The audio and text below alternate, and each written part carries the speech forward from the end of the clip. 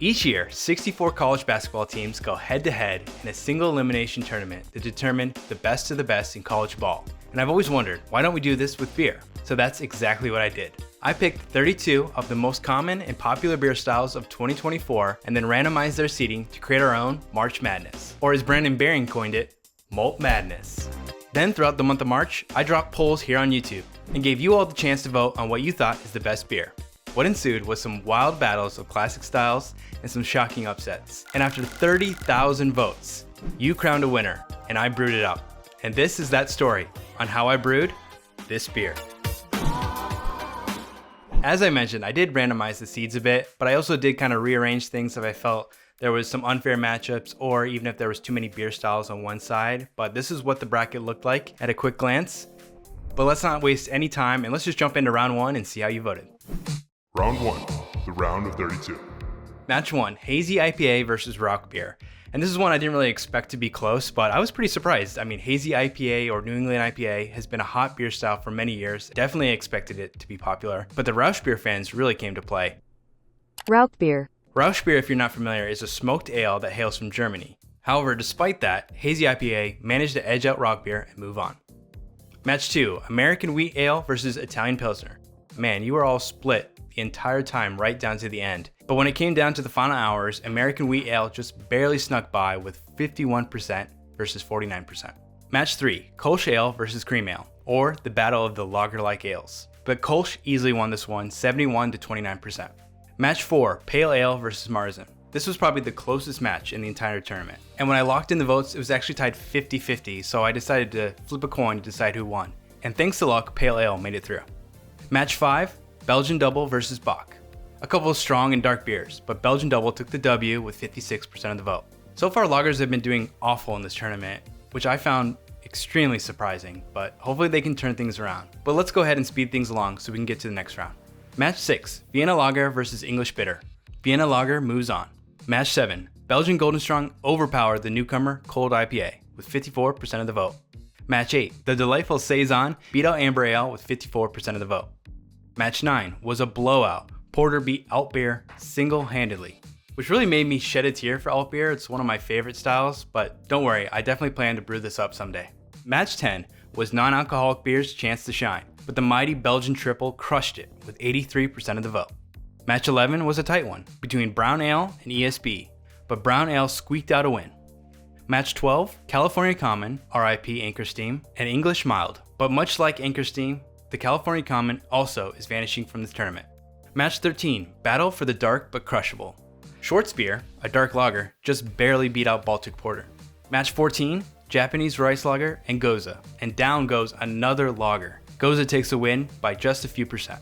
Match 15, it's another ale versus lager, and if this tournament's shown anything, it's that you guys love ales. Down goes Helles, and Stout wins. And in the final match of round 1, West Coast IPA dunks on American Light Lager and wins easily. As these votes started to roll in, I was super excited to see how you voted. I expected big beers like Belgians and IPAs to do well, but I was shocked to see how many lagers did not make it through. But hopefully the few that made it can hold their own in the coming rounds. Round 2, Sweet 16. Round 2 started with the ultimate battle of haze. Hazy IPA versus American Wheat. And unsurprisingly, Hazy took this one. And it was about here I started to wonder if anyone would be able to take down the any IPA. Match 2, Kolsch versus Pale Ale. In the end, Ale won out with 56% of the vote. Match 3 in my eyes was a tough one. Belgian Double and Vienna Lager. But Vienna Lager was here to represent the lagers, and made it through with 53%. Match 4, Belgian Golden Strong versus Saison. And when it comes to Belgian beers, you seem to like Saison just a little bit more. Match 5, Porter versus Belgian Triple. Will the Belgian Triple, which many see as the gold standard for Belgian beers, beat out a classic style like Porter? Well, unfortunately not this time around. And with that, 3 Belgian beers gone in round 2. Eliminated. Match 6 was a battle of the brownest beer, and you voted Brown Ale as the brownest brown beer of all. Match 7, the dark Schwarzbier or the light Goza. This time around, you had Schwarzbier winning, which means sour beer is no longer represented in this tournament. Sorry, sour fans. And for the final match of round 2, in what I consider to be a major upset, Stout beat out West Coast IPA by a slim margin, 52 to 48%. I also asked for your help at this point. to get more specific on what kind of stout you think should represent it moving forward, and you heavily voted for Milk Stout. This round brought some real interesting results. Stouts and porters beat out some styles that I thought they'd never win against, and Belgian beers took a major hit, but Saison's still in it, so we'll see if they can hold out. Round 3, Elite 8. Alright, Elite 8, here we go. Match 1 is Hoppy Ale versus Hoppier Ale, and you crazy hopheads kept Hazy IPA in it, making it the first beer in the Final Four. Match 2 was an absolute nail-biter, and for the second time in this tournament, I was left with a 50-50 split at the end of voting. So I went back to a coin and flipped it again. This time, Vienna Lager gets the win thanks to luck. Match 3, Porter versus Brown Ale. How these two regular beers made it to the quarterfinals is beyond me, but apparently you guys like classic ales. And this time around, Porter took the win to knock out Brown Ale. And in the final match of round 3, Schwartz Beer versus Milk Stout. One is light and easy to drink, and the other is thick and sweet. But you all love thick and sweet, and voted Milk Stout to win. I was super sad to see Saison and Schwartz Beer go on this round, but they're both styles that I've actually already brewed on the channel, so you can go check those out after watching this video. Or if there's an eliminated style that you really want to see me brew, or maybe a style that's not in this tournament, be sure to let me know in the comments. But now, it's time for the Final Four. Round 4, Final 4. Match 1 has the last IPA versus the last lager, and again, without fail, Hazy IPA dominated, and our dear Vienna Lager is knocked out. Match 2 was a real toss-up. I mean, Porter versus Stout, most of the time I can't even tell you the difference between the two. But this time, Stout was represented by Milk Stout. However, it wasn't enough to help. Porter fans came through strong and claimed victory, finalizing the championship game. Round 5, the championship. It all came down to this. On one side, we have the ultimate hype beer, the hottest IPA trend since IPA was invented, the king of hops, the beer that keeps this hobby expensive, Hazy IPA. And on the other side, a true classic, and this time around, the underdog. It's dark, it's malty, it's putting the malt and Malt Madness. It's The Porter. I honestly never would have guessed Porter making it to the finals, but here we are. So if you voted for Porter, be sure to let me know in the comments. But when it comes to a popularity contest, there really is no beating the Haze Boy. With an undeniable 61% of the vote, the winner was Hazy IPA. Now, a quick aside. I don't really like hazy IPAs. I know, before we get too mad. They really, for me, just don't scratch that bitter itch I have when it comes to IPA. And sometimes they can tend to leave a little chalky flavor in my mouth. However, this is home brewing, so we can brew the beer however we want and however I want. And that's exactly what I tend to do. And to ensure this is a special one, I intend to kick things up a notch and make something that is a little more than your average hazy. I introduce this triple hazy IPA that's double dry hopped, that I very fittingly am calling Triple Double. You know. Get me on the court and I'm troubled. Last week messed around and got a triple double.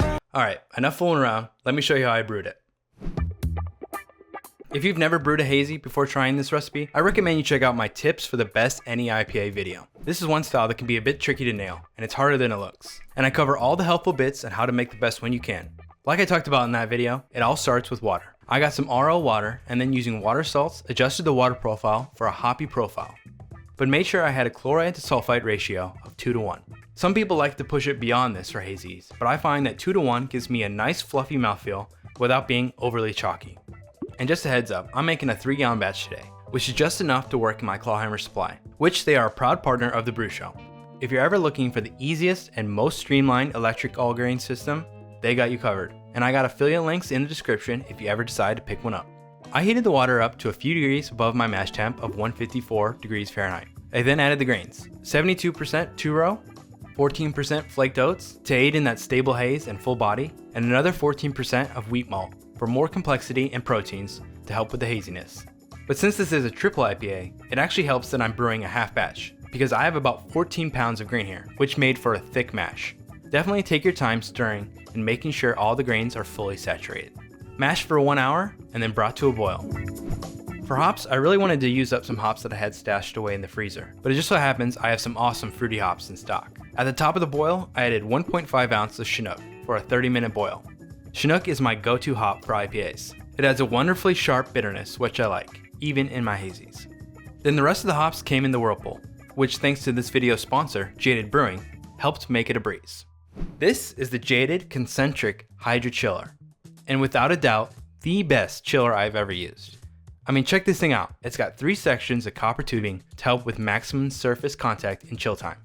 And Jaded even thought of electric brewers when they made their electric chair, which lifts up the Hydra just enough to clear the electric element on the claw hammer, keeping it safe. But what I was most impressed by was just how fast it worked. I got from a boil down to 175 degrees Fahrenheit in less than a couple minutes. This is right where I like to add my Whirlpool hops. And once it was done, I was able to chill down the yeast to pitching temp in just under 15 minutes. I am unbelievably stoked to have something that's so easy to use and fast. A huge thank you to Jaded Brewing for sponsoring this video. And if you're in need for a super fast and efficient chiller, be sure to check them out using the link in the description. So backing it up slightly to the Whirlpool, I added some juicy ass hops. 2 ounces of Citra and 2 ounces of Galaxy. And man, it smelled unbelievable.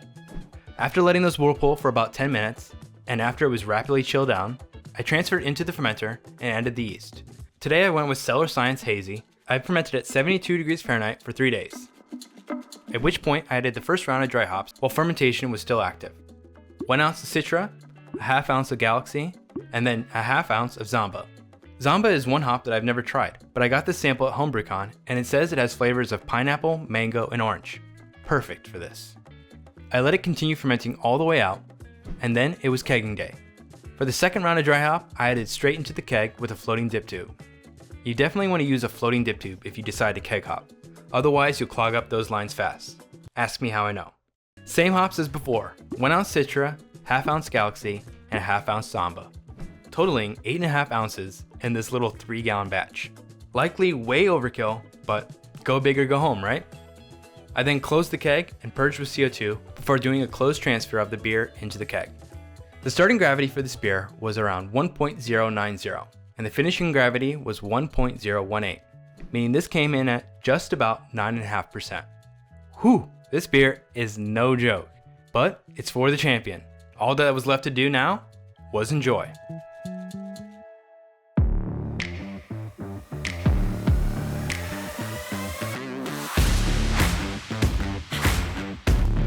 I gotta say, this beer is amazing. It really has regrown my love for hazies, and now I can see why you voted for it to win the championship. For one, it has a beautiful golden haze and a big foamy white head, and the aromas coming off this can be smelt from miles away. Major mango, pineapple, and citrus notes. But despite it being almost 10%, it's extremely smooth to drink.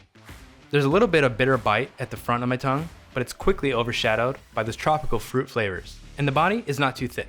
It really rounds out nicely, and I think it's a great representation of the winner of Malt Madness. This tournament was a ton of fun to set up and watch how you voted, and I would absolutely love to do it again, so let me know your thoughts down below. And let me know, what do you think about the winner? Who do you think should have won? What should I do differently next time? I'd love to hear from you. But until then, I'm gonna keep enjoying this. But if you're looking for more brewing content, maybe check out this one. Cheers and happy brewing.